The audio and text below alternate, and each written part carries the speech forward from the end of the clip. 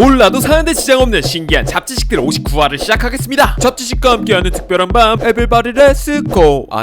이상한가?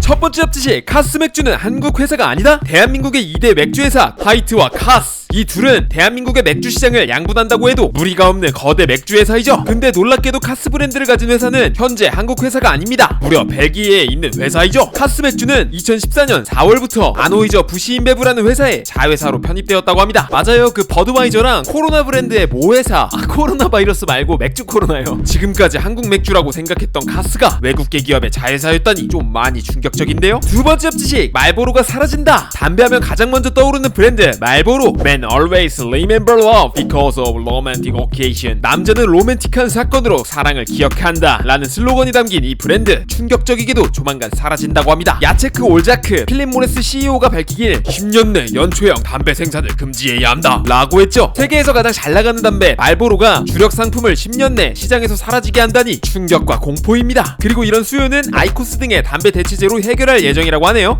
제 생각은 과연 이게 될까? 라는 생각이 반이고요. 만약에 이게 진짜 된다면 담배 냄새와는 빠이빠이구나라는 희망적인 생각 반입니다. 여러분들은 어떻게 될 것 같으세요? 세 번째 잡지식, 테슬라의 로고. 테슬라의 로고는 고양이의 코로부터 나왔다는 이야기가 있습니다. 실제로 진짜 비슷하죠? 트위터에서 어떤 이가 일론 머스크에게 테슬라의 로고가 고양이의 코로부터 나온 것이냐는 질문을 하자 일론 머스크는 그 트윗에 예스라고 답했죠. 테슬라의 로고는 과학자 니콜라 테슬라가 어린 시절 키우던 마카기라는 고양이를 모티브로 만들어졌다고도 볼 수 있겠죠? 는 사실 가짜 뉴스입니다. 실제로 일론 머스크가 트윗에 예스라고 댓글을 달았던 것은 사실이지만 이는 조크였던 것으로 밝혀졌습니다. 테슬라의 로고는 전기모터의 단면을 상징한다고 합니다. 전기모터를 개발한 니콜라 테슬라에게 경의를 표하는 것이라고 해요. 이 또한 일론 머스크가 인터뷰에서 실제로 밝힌 내용이죠. 여담으로 우주 탐사선을 만드는 스페이스 X, X의 모양이 독특한데 이것은 로켓의 궤적을 모티브로 만든 로고라고 하네요. 근데 머스크 아저씨 진짜 농담 좀 그만해. 네 번째 잡지식, 일본의 다람쥐는 한국산. 과거 일본 본토엔 우리가 생각하는 다람쥐, 이렇게 생긴 다람쥐가 서식하지 않았습니다. 일본 홋카이도 지방에 서식하긴 했지만 홋카이도에선 다람쥐를 잡는 것이 불법이라 본토에 옮겨올 수가 없었죠. 하지만 예쁜 다람쥐를 계속해서 원했던 일본 본토는 한국의 다람쥐를 수입하게 됩니다. 1939년을 시작으로 1969년까지 무려 50만 마리나 일본으로 수출되었죠. 그렇습니다. 지금 일본 본토에 있는 다람쥐는 대부분 한국에서 수출된 한국산 다람쥐라고 말할 수 있습니다. 이뿐만이 아닙니다. 프랑스, 벨기에 등 유럽에 존재하는 다람쥐 역시 대부분 한국에서 수출된 한국산 다람쥐라고 해요. 유럽 쪽의 한국산 다람쥐는 너무 귀여운 외모와 10년이라는 긴 수명 덕에 애완동물로 수입되었지만 현지 환경에 너무 적응을 잘해서 현재는 유해종으로 지정되었다고 합니다. 다섯 번째 잡지식, 떫은 맛의 진실. 다 안 익은 과일을 먹으면 굉장히 떫죠. 하지만 이 떫다라고 말하는 맛, 이거 따지자면 맛이라고 할 수 없다고 합니다. 왜냐면 떫은 맛은 신경의 앞점에서 느껴지는 일종의 압각이거든요. 떫은 맛은 혀에 있는 부드럽고 끈끈한 막이 오그라들면서 느껴지는 느낌으로서 굳이 따지자면 촉각이라고 볼 수 있겠네요. 여섯 번째 잡지식, 벼룩이 살 수 없는 동물. 동물에 기생하는 생물 벼룩. 근데 이 벼룩이 기생할 수 없는 포유류가 있습니다. 바로 친칠라라는 녀석인데요. 이 친구에겐 부드러운 털이 아주 빽빽하게 자라있고 벼룩이 이 친구에게 붙게 되면 털에 끼어 죽는 바람에 기생하지 못한다고 합니다. 빽빽한 털 때문에 진드기나 벼룩이 들어오지 못한다는 것 참 재밌지 않나요? 하지만 친칠라는 이런 고운 털 때문에 모피목적으로 무분별하게 밀렵되었고 멸종위기 상태라고 하네요. 예쁘면 뭐든지 가지려고 하는 인간, 이런 사례들을 보면 인간으로서 정말 많이 반성하게 됩니다. 그리고 친칠라 부럽습니다. 나도 모발이 빽빽했으면. 일곱 번째 잡지식, 28시간 만에 완공된 건물. 보통 건물을 완공하려면 짧게는 몇 개월, 길게는 몇 년이 걸리곤 하죠. 근데 지금 보고 계시는 아파트, 이거 28시간 만에 만들어졌다고 합니다. 중국 리엔다 그룹이 만든 이 건물은 길이 12.19m, 넓이 2.44m, 높이 3m의 컨테이너를 블록 쌓듯 차곡차곡 쌓아 볼트로 고정하고 전기 배관 공사를 진행하는 과정으로 만들어진다고 해요. 건축사 왈, 내구성이 뛰어난 스테인리스 강으로 만들어 강진과 태풍에 강하다고 하며 필요한 경우 분해나 이동도 가능하기에 살아있는 빌딩이라는 별명이 있다고 하네요. 20가구가 살 수 있는 이 아파트 한 동의 가격은 배송비를 제외하고 300만 달러, 하나로 약 33억 원이라고 합니다. 이런 식으로 집을 지으면 정말 저렴하게 내 집을 마련할 수 있겠다는 긍정적인 생각을 갖게 되네요. 근데 이거 무너지는 거 아니야? 여덟 번째 잡지식, 잉어킹의 이야기. 포켓몬스터 세계관 제약체 몬스터 잉어킹. 잉어킹을 대표하는 기술로는 아무 일도 일어나지 않았다 의 대명사 티어오르 오르기를 가진 잉여스러운 포켓몬이죠. 근데 잉어킹이 진화하면 용과 비슷한 모양새의 물포켓몬 끝판왕 갸라도스가 됩니다. 제가 강동원이 되는 급의 진화인데 도대체 왜 이런 진화를 기획하게 된 것일까요? 그 이유는 바로 포켓몬을 기획할 때 속담이나 고사성어에서 영감을 받는 경우가 많기 때문이라고 합니다. 잉어킹의 진화 과정은 먼 옛날 탄생한 고사성어 등용문으로부터 나왔습니다. 고대 황하의 상류에는 용문이라는 계곡이 있었는데요. 많은 물고기가 사는 이곳엔 거센 폭포가 존재했죠. 하지만 물고기가 이를 오르기란 거의 불가능에 가까웠습니다. 그러나 이 물살을 뚫고 튀어올라 그곳을 오르는데 성공한 물고기는 용이 된다는 등용문의 전설. 이 전설을 모티브로 만들어진 포켓몬이 바로 잉어킹이라고 볼 수 있습니다. 잉어킹에 이런 멋진 이야기가 숨겨져 있었다는 사실 놀랍지 않나요? 오늘은 여기까지. 저는 지금 잉어킹입니다. 아무 일도 일어나지 않았다의 반복이죠. 하지만 이렇게 계속 부단히 노력하다 보면 언젠가 갸라도스가 될 것이라는 것 믿어 의심치 않습니다. 노력이 당장은 효과가 없다는 생각이 들더라도 포기하지 않다 보면 언젠가 용이 될 것이라는 긍정적인 메시지를 끝으로 오늘 영상 마무리할게요. 영상 봐주셔서 감사드리고 저는 더 재미있는 잡지식들 바리바리 싸우겠습니다. 말차님들 오늘도 정말 많이 사랑합니다. 뿅!